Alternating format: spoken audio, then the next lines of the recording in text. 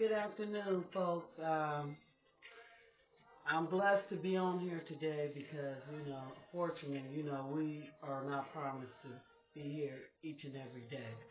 So, thank you.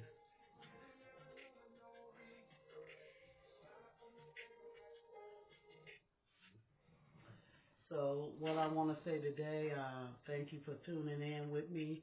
This is May Daily Opinion, and what I'll be talking about is a little bit about the homeless people that are living out on the street, and I guess they're trying to maybe try to get some kind of program. Some people are on the street. That don't mean that they want to be on the street. Some people are losing their jobs. Some people even losing their house. They don't have nowhere to stay, and that's sad. Some people might have to sleep in churches just to keep themselves warm, you know. And some people have to drag their kids along, and I think that's very, very sad.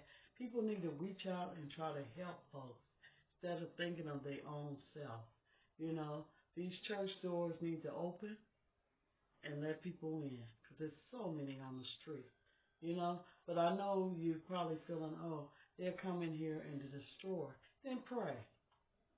Then pray, and have somebody to oversee them while they're visiting your spot. You can put some, there's like some kind of beds in there and where people can sleep. I'm saying for those that don't have a place to stay, you can at least do that. I mean, people are paying their tithes and everything else, and sometimes they really don't have the tithes, but then they feel guilty. If I don't get no money, then something may happen, but it's not true. If you ain't got it, God knows your heart. I mean, some of them talking about plant the seed, plant the seed, plant the seed. Yeah, I plant the seed all right, but you plant the seed by praying. Putting money in the bucket is not going to make you rich or poor. It's not. I know he said 10%, but if you ain't got it and you ain't got nowhere to stay, how in the hell are you trying to put something somewhere you ain't got it? If you're doing it for man, because God sees everything. I don't do nothing for man to see. And when I pray, I try to go in my room and pray by myself. I pray by myself so God can hear me. I don't do nothing for man, And when we start doing stuff for man, we're worshiping that man. I don't do nothing for man.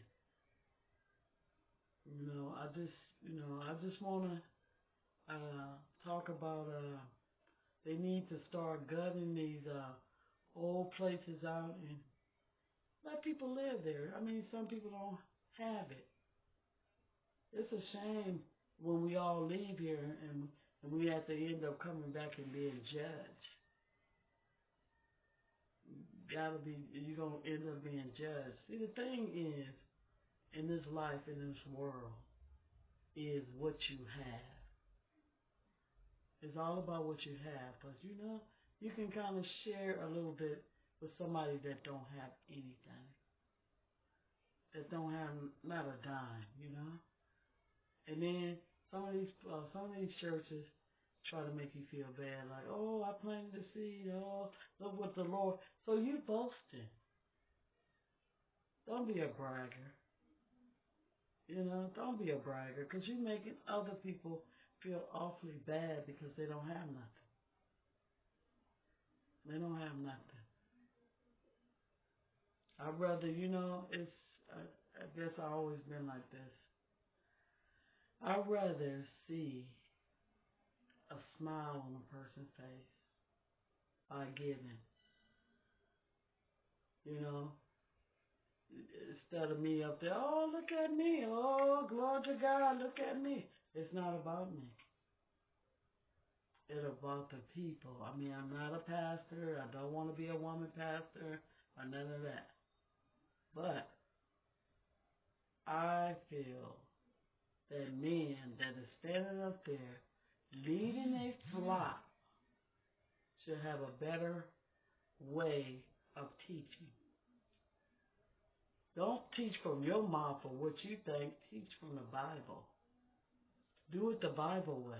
Not your way, the Bible way. Now, when you start doing it the Bible way, maybe my ears will be open for you. I don't like no man just jumping up saying, oh, the Lord told me to do, oh, the Lord did this for me. Oh, God told me to do this. God ain't told you to do nothing. And if he did, you'll keep it to yourself. You'll keep it to yourself. Because that's trying to let people in the world like, oh, look what he did for me. Pray for that person. Pray for your congregation. That's what you need to do. Pray for your congregation. You know, make a better place for people to be able to stand. But like I said, there's so many people in California laying on the streets, stinking and everything else. You think that's the way God wants us to live? There's too many churches out there that can open up the doors. I know it's, but if you got God, nothing, no brand can scare you. You know, some people get very, very scared, you know, like, but you're a pastor. Pray, but I know, number one, we're not perfect. We all was born in sin. That's why I said we all is not perfect. But don't put on the perfect face like everything's okay. I just want you to pray for those. I just want you to pray for those people that is in California that don't have nowhere to go. Well, I hope that's what it is, or I hope they ain't just laying out there just to be laying out there. But I want you to pray for those that do not have nowhere to go. Nowhere to go. And I know that's a bad, smelly situation to be. I would be so hurt not to have nowhere to go. Like I said, I got one foot out the door and one in. I never know this can happen to me. You never know. So don't think your life is any better than somebody else. You might be a doctor. You might be a host. You might be a celebrity. You might be a writer. You might be a housekeeper, janitorial. You might be a driver. Whatever you might be. But don't look at your standards more higher than somebody else. Because God can bring those standards down. So just keep living, keep learning, and keep going. But always do not look at nobody like your standards are more higher than theirs. Because I'm telling you, God can bring you, he can bring you down. Or he don't bring you down, he'll show you. He'll show you in so many words. So don't think your life is better than anybody else. So what I talked about today, I talked about the homeless. May Daily Opinion. I'm talking about the homeless people out there. I just want people to pray for them. If you see them starving, you can get $5. You got a job. And then maybe somebody else will give them another $5 so they can go and get something to eat.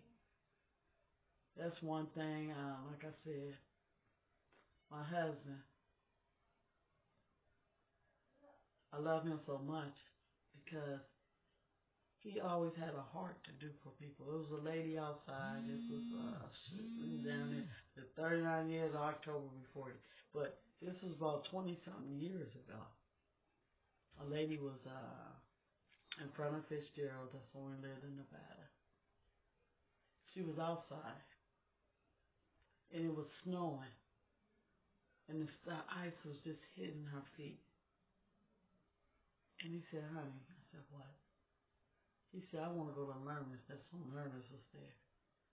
He said, I'm going to buy a pair of shoes, socks, shirt, jacket, hat, gloves. And that's what made me love him so much. Because I seen the kind of heart he had. He wasn't just about, oh, I'm just about you. He wasn't like that. So he let me know what he was going to do. And I liked it that. I seen something different in him. It's just something very different in him. And that's the man I've been with almost 40 years. So never look at somebody. He was working. He had a job. He was a key person during the time. I worked for Soft Count, upstairs in the office. But he showed me something. He had good in his heart. But sometimes his attention later on wasn't the same. But I know that man had good in his heart. For anybody. Anybody that he can help, he had that. These days, people don't have good in their heart. They have selfishness in their heart. They think only of themselves. They don't think about their family. They don't think about how somebody living. They don't care. Number one, when we had kids, he always thought about other people. That never stopped him from loving his kids, loving me. Because if he can do something for somebody else, he did. That's why I said he is a special kind of love. That's why we've been together so long. Whenever you get your hands on my new book, you'll appreciate it. You'll read it. So what I want y'all to do is have a wonderful day. And please pray for those that is out on the street. If you don't want to get money, make them a sandwich. Make them something that you know that they can hold on to. Make them something that you think they can hold on to. Okay, I love you. Thank you for watching me today. Thank you for listening to me today. And I wish you follow me on YouTube. And I wish you subscribe. Because I have much, much more to come. And much, much more to learn. And if you write right at the bottom a comment, that'll help me more what to speak on. You folks have a wonderful day. God bless you. I love you. And keep listening. And also, if you have anything that you would like to write to me, you can write to C. Mable, C-M-A-B-L-E, COLLINS 443 @gmail.com or MABLECOLLINS 703 @gmail.com. Love you and have a wonderful day. And thank you once again for listening to Mable Daily Opinion. See you soon. Bye-bye.